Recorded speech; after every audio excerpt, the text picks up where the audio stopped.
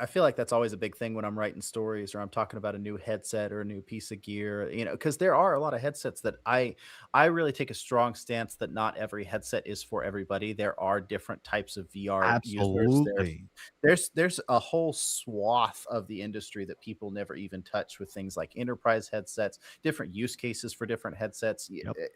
Some people don't have computers, some people don't have consoles, blah blah blah, and um so I forgot where I was going with that exactly, but it's just I think I really try to stand on, this is what this headset is good at, and just because that's not for you doesn't make it bad. I would really love to focus on that topic for 2 seconds because Yeah. and then there's like and I try to be as, upfront and honest with my audience as possible. Like, if people are like, "Hey, what's the best racing sim?" Sorry, I'm not your guy. Yeah. I Mm. played GT7, it was cool as shit, but I'm not a racing guy, and it doesn't really suck me in. Played a few hours, I think it's amazing. I Mhm. don't have enough frame of reference to pull from. I think like I played a couple Need for Speeds. I played whatever the stupid launch racing game was on the original Xbox. And then I can't Mhm. remember playing anything racing since. Like it's just not me. It doesn't do it for me. I could Yep. appreciate a good game, but it doesn't do it for me. But when it comes to the hardware, this is one. And hopefully you guys will understand this because this drives me absolutely insane. I tell people the PlayStation VR2 is not my favorite headset. And I have never, ever got so much backlash o- in my entire life on the internet. Like, and I could be very articulate and tell you why it's not the best for me. And people are unwilling. Well, some people fine, but some people are completely unwilling to accept this. And I can go through them. Listen, we'll go through the positive first. It's got some of the best, highest quality, near AAA games, including AAA games like Resident Evil 7, Mhm. Resident Evil 4 Remake, Resident Evil 8, Call of the Mountain, GT7. You got great ports like No Man's Sky. You have some of the Hitman. You have some of the best VR games out there. Great. If you want a PlayStation 5 and you want to get into VR, especially with the hardware on sale now, I do recommend it. If you Mhm. don't and you want to get into VR, it's way too much, especially the PlayStation keeps going up in price. It's not a good entry point.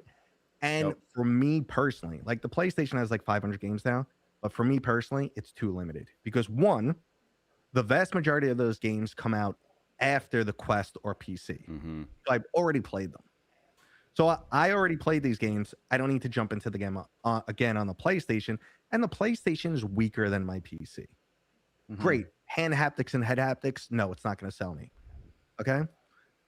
So the positives are there for sure. And I will never take that away. But it's mostly horror games, it's mostly ports, and it's mostly games I've played before. I get a PlayStation VR2 for the titles I couldn't get anywhere else. I wanted the Sony exclusives. I wanted another Farpoint, Blood and Truth. I wanted those games that we didn't get anywhere else. What did I get? I got Synapse, which I loved. I got Synapse. I got, GT7 wasn't for me. Hmm. What did I get? Not much, Mhm. for me personally. And then we can go into the hardware issues. Yep. It's a high persistence OLED. I know everyone loves their OLED. Not for me. The high persistence gives you that kind of like jagged ghosting effect when you turn your head. Oh yeah, And that is yeah. so much worse for me than actual like blacks that are washed out. But I also explain to people colors and interpretation happens in your brain. Remember that whole dress? Was it white and gold or black and blue? Oh yeah, I Yeah. remember that. We see colors differently. People like, you are so full of shit. You can't see the difference with OLED. No, I barely see a difference. Half-Life Alex on the index looked black to me. I don't know how Mhm. they did it. It looked black. It looked great. Yes, OLED is way better. I love it on my TV. Do not like it in a headset. Interesting. Do not. The AV Pro, I can't. Well, the AV Pro is way too uncomfortable, but that has super high persistence. I hate it. The PlayStation has it. I can deal with it. Everyone's Mm. like, just lower the brightness. I don't want to. It should have came with Yeah. lower brightness then.